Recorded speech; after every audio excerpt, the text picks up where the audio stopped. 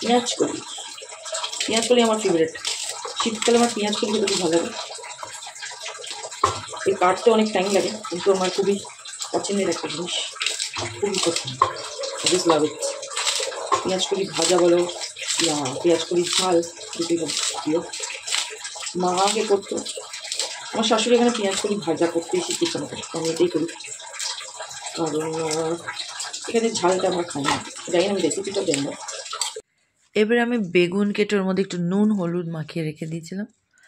এটাকে তারপরে আমরা তেলে ভালোভাবে ভাজবো, একটু লাল লাল করে ভাজতে হবে, একটু টাইম নেবে, কিন্তু আলুও দিতে পারো এতে। তো আমি এখানে আলু দিনই শুধু বেগুনে দিচ্ছি, ঠিক আছে। ব্যাস, আমার এবার এখানে বেগুন ভাজা হয়ে গেছে।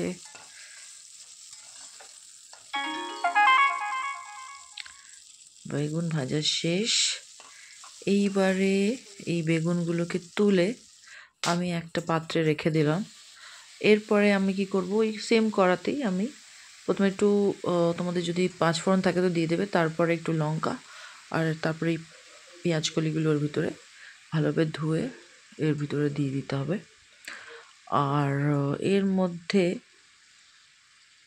তুমি অ্যাড করতে পারো একটু নুন হলুদ, আর যদি পারো তো একটু শুকনো লঙ্কার যে গুঁড়ো হয় ওই গুঁড়োটাও দিতে পারো, বা কাশ্মীরি লঙ্কার গুঁড়ো দিতে পারো। আমার কাছে নেই তাই আমি দিচ্ছি না, যদি তোমার কাছে থাকে তাহলে তুমি দিতে পারো। তো ওই যে হলুদ আর আমি নুন অ্যাড করলাম, অ্যাড করে এটাকে ভালো করে একটু নাড়াচাড়া, এটা আমি ঢাকা দেবো না, এটা ঢাকা দিলে পরে খুব বেশি ইউনো মানে ভালো হয় না খেতে, ওর জন্য ঝরা ঝরা হয় না, ওর জন্য আমি এটা ঢাকা না দিয়ে করি, তাড়াতাড়ি হয়েও যায়।